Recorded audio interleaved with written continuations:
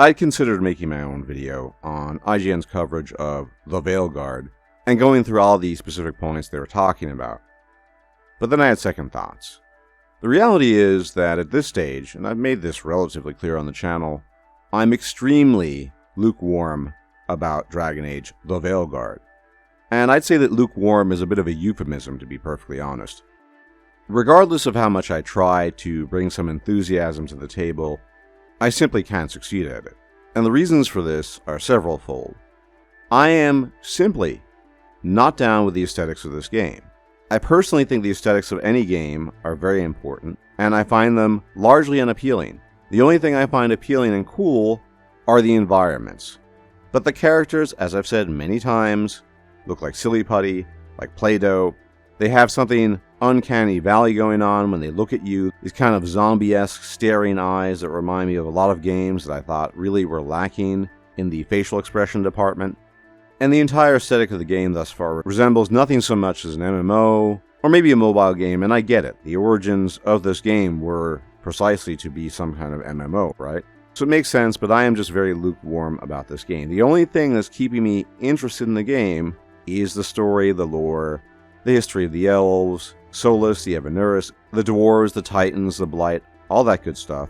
I hope we receive answers to our questions on these lore matters, and I hope we also receive closure, because I'm of the view that this is probably going to be the last Dragon Age game ever.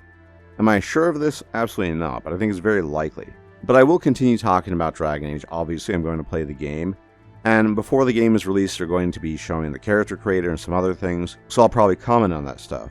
But instead of talking about the IGN video directly, I thought I'd talk about and address a larger problem in the gaming industry, and specifically a problem on YouTube, as YouTube is the #1 video platform on the planet.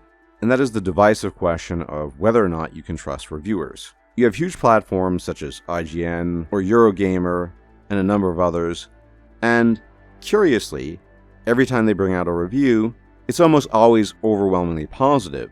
And the strange thing is that these overwhelmingly positive reviews only rarely, although sometimes they do, correlate with the views of the player base who actually play the game and come to their own conclusions. Obviously, this is a form of access journalism, something I've talked about to some degree in a previous video.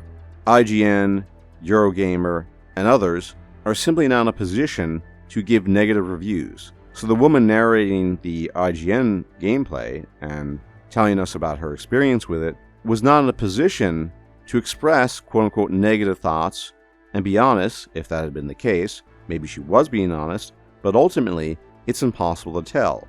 She is, and this might sound harsh, already bought and paid for. The fact that she was given access to this amount of gameplay and this footage is an indication that she's going to give an overwhelmingly positive review. And surprise, surprise, she did. Is it possible that she was being honest? Of course it is. But that misses my point. The point I'm trying to make is that it is literally impossible to discern if somebody at IGN is being honest or not, because everything they say is going to be largely or overwhelmingly positive. And you can apply this logic to pretty much any other big video game platform that's given early access, special access to games, that have millions of subs, and publish public reviews, and have a reputation for very positive reviews that often contradict the reviews of the players. So yes, take everything she said and everything any other big platform says about Dragon Age the Veilguard with a grain of salt, goes without saying. But there are more people down the pipeline. It's not just IGN, it's not just these game review giants, it's also YouTube content producers, obviously. Because pound for pound, they're actually contributing more than these individual large sites/channels such as IGN, etc., etc. And arguably even more insidious. If you're an individual content producer, and you receive special favors or early access to a game repeatedly and frequently, what do you think the chances are that you are going to be negative about the game if you want to retain the favor of the developer who happens to be favoring you? It's a very old tale. It's simply the tale of you don't bite the hand that feeds you. There's no surprise here. And this phenomenon was iconically on display last year with respect to Starfield. I've talked about this before, and I don't think this can be talked about enough. You had about 3 weeks or a month of early access given to large YouTube content producers, but nonetheless individuals. They weren't IGN or other people, although IGN did their review as well. And virtually all of them told us how amazing Starfield was, how great it was, how it was going to be the next Bethesda hit, the one game that's going to exceed all their previous titles in every respect. And people are hyped and excited. And then the game is released to the public. And oddly enough, the reception and the reviews don't match the reviews of the many YouTubers who had a month early access talking about it, which were overwhelmingly hyper positive, or those of IGN or Eurogamer or anyone else of such scale. They were very negative and very mixed. And what a lot of these large-scale content producers did was ignore the problem, pretend they never gave an amazing review in the first place, and just moved on, never being called to account, to be perfectly blunt, for their collusion and mendacity. And I get it. You don't bite the hand that feeds you. Because let's say you were given 3 to 4 weeks early access to play Starfield, you thought it was junk, and then you make a review saying this is Bethesda's worst single-player game ever. Do you think Bethesda is going to give you early access again? Well, probably not. And similar concerns apply to Dragon Age: The Veilguard. You see, we have a serious problem in the gaming industry, in particular with respect to YouTubers and content producers. And I'm a content producer, albeit a small one, and that is the expectation that everything you say about a game is supposed to be, de facto, positive.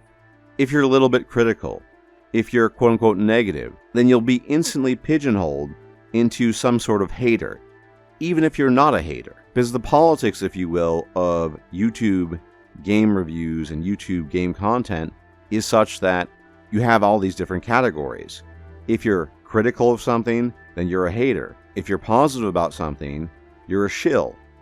The reality is, though, frequently, is that neither of these things apply. You can have some positive thoughts about a game, some negative thoughts, and they can still be your thoughts at the end of the day. But especially this fear of quote-unquote negativity, it's paralyzing people. I know channels where the content producers are so scared and terrified of slipping into the quote-unquote negativity category, and they try so painstakingly to walk this line of balance of neutrality, afraid to tread on anybody's shoes, because if they're too negative, they're going to offend somebody. And if they're too positive, they appear to be a shill. And the end result of this is you don't get an authentic, sincere opinion or review when it comes to games. But what's the purpose and point of reviewing a game and giving your take if it's not honest? People watch game review videos in order to get an assessment of what you think as a content producer the game is, in terms of its quality. Is it good? Is it bad? What could be improved? If you're in the pocket of a publisher or a developer, that's not possible. And if you're too frightened of being quote-unquote negative because you need to erect this image of pristine neutrality that doesn't exist in the first place, well, that too is dishonest, and you're misleading your viewers and your public. Now here's how this applies to Dragon Age: The Veilguard. The game will be released on the 31st of October, and people will review the game. I may review the game. And if the game is actually fantastic, and I am wrong about all my misgivings and trepidation, I will say that. I will say, I've played Dragon Age: The Veilguard, and I was wrong. The aesthetics are amazing, the gameplay is great, the story is incredibly well written, and it's a masterpiece. If that's my experience, and I honestly believe that after playing the game, then I will say that. If Dragon Age: The Veilguard is the worst game that BioWare has ever made, I will say that too. The point I'm trying to drive home here is that it doesn't matter if I'm being positive or negative. What matters is I'm telling you, the viewer, my honest opinion about this game I played. Now, you might play it yourself and disagree with me, or agree with me and agree with some things and disagree with other things, and that's perfectly, absolutely fine. But one thing that needs to end, something that's legitimately toxic, word is bandied about all too frequently these days, is the harmful influence of access journalism on games and game reviews. The only thing it results in is shattered trust. It results in the perception, for example, that whatever IGN says can't be trusted because we have no way of knowing if what they're saying is true. The same applies to individual YouTubers in the pocket of developers and publishers. What's the point of making a review of a game where you're lying about its quality? There is no point. So I would enjoin everybody to just speak honestly, whether it's negative, whether it's positive, and not try to appease developers and publishers. Games are expensive products at the end of the day. You're spending a lot of money. In the coming years, you will spend even more money with inflation and with development costs going up. Because of this, and just for simple reasons of integrity, you, the player, have a right to know the truth about the quality of the games, and content producers should respect that right. Games are expensive products. This is no joke. If you spend 70 euros or dollars on a game and it's too late to return it, that's it. The money is gone. You could have better used that money for groceries. And that's the point. You don't owe publishers or developers anything. You're the customer. They're making a product that you buy. They're supposed to please you. But in the current attention economy, and with the way game reviews work, and YouTube content creators, it's the opposite. They're licking boots nonstop, you can't trust them, and you end up in this untenable situation where there's no trust, there's resentment, there's hostility, and nobody gets along, for the simple reason that nobody is allowed anymore to state their honest opinion about games. Whether it's negative, positive, a mix of both, whatever it might be, that's the crux and core of the issue. So I sincerely hope that when Dragon Age: The Veilguard comes out, that people give their honest, sincere opinions about the game, and shed weird loyalties to, say, BioWare, such as, I have to be loyal to BioWare because I'm a fan of their games. No, you don't. They owe you a good game as a paying customer, not the other way around. Anyway, thank you for tuning in. If you like my takes and my videos, you can leave a like, comment, share, and subscribe. It's much appreciated. It really helps out the channel. And I will check you out next time. Take care.